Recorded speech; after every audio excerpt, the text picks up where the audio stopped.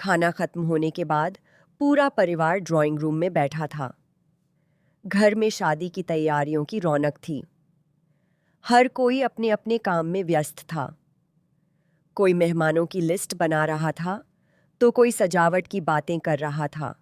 लेकिन इसी खुशी के माहौल में एक ऐसी बात होने वाली थी जिसकी किसी ने कल्पना भी नहीं की थी। तभी मासूम रियान दौड़ता हुआ अपनी माँ के पास आया। उसके चेहरे पर मासूमियत थी, लेकिन आंखों में ढेर सारे सवाल थे। वह धीरे से अपनी माँ का हाथ पकड़कर बोला, मम्मा, एक बात पूछूं? उसकी माँ मुस्कुराते हुए बोली, हाँ बेटा, पूछो।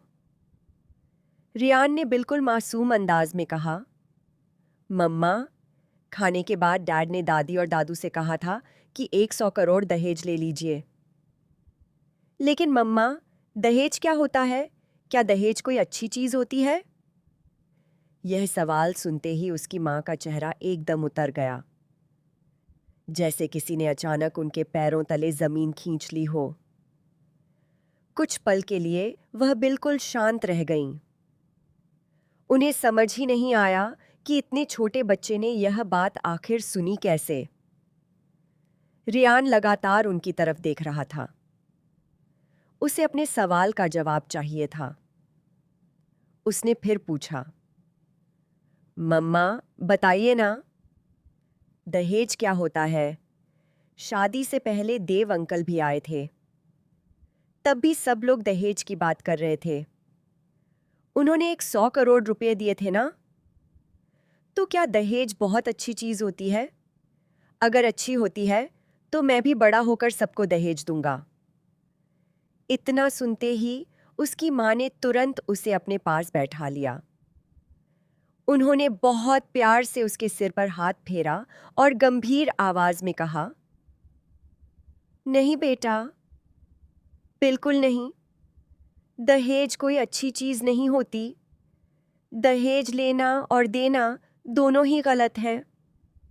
तुम कभी ऐसा सोचो भी मत। रियान हैरानी से उनकी तरफ देखने लगा। उसे समझ नहीं आ रहा था कि अगर दहेज इतनी बुरी चीज है तो घर के बड़े लोग इसकी बात क्यों कर रहे थे।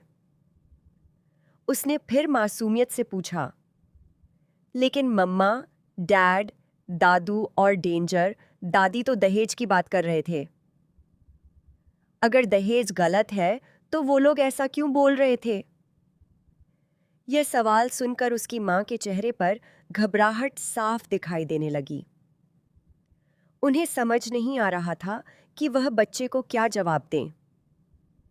अगर सच बता देती तो बच्चे के मन में अपने परिवार के लिए गलत भावना पैदा हो जाती, और अगर झूठ बोलती तो शायद बात और बिगड़ जाती।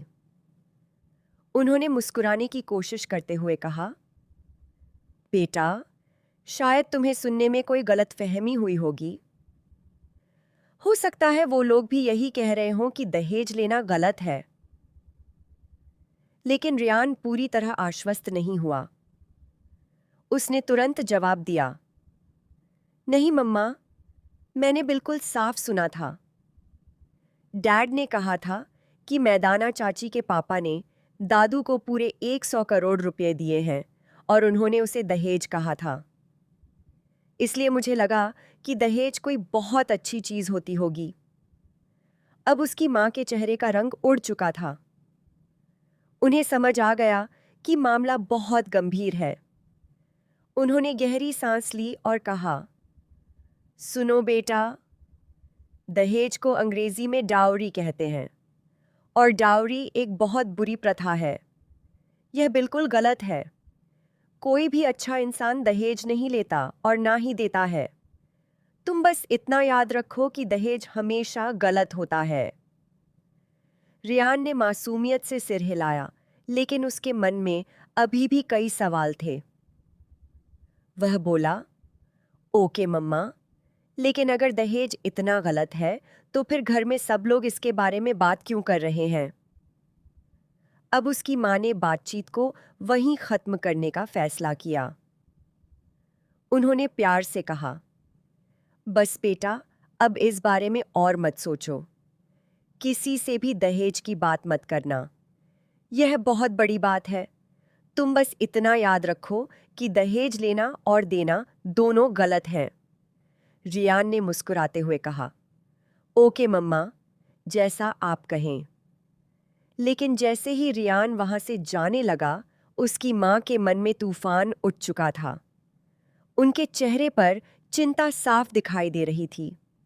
उन्होंने मन ही मन सोचना शुरू किया, अगर रियान सच कह रहा है, अगर सच में इस शादी में 100 करोड़ रुपए का दहेज लिया जा रहा है, तो मैं यह शादी ऐसे नहीं होने दूंगी।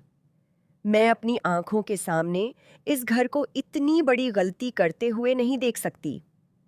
चाहे मुझे किसी से भी बात करनी पड़े, चाहे पूरे परिवार के खिलाफ ही क्यों न जाना पड़े, मैं इस दहेज को हर हाल में रोकूंगी।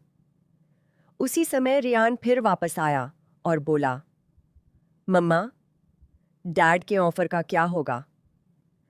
उसकी मां ने खुद को संभालते हुए मुस्कुराकर कहा, उसकी चिंता तुम मत करो, मैं सब संभाल लूंगी।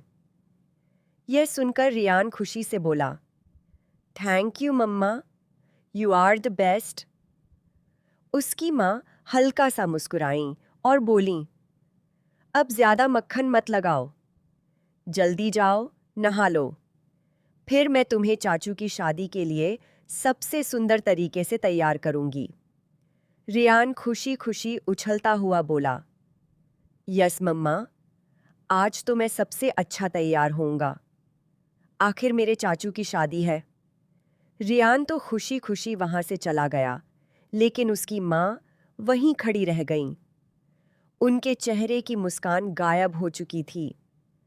अब उनके दिमाग में सिर्फ एक ही बात घूम रही थी, अगर सच में इस घर में 100 करोड़ रुपए का दहेज लिया जा रहा है, तो यह सिर्फ एक अपराध नहीं, बल्कि पूरे परिवार की सोच का आईना है। क्या मैं समय रहते इस शादी को बचा पाऊंगी, या फिर यह सच पूरे परिवार को बर्बाद कर देगा?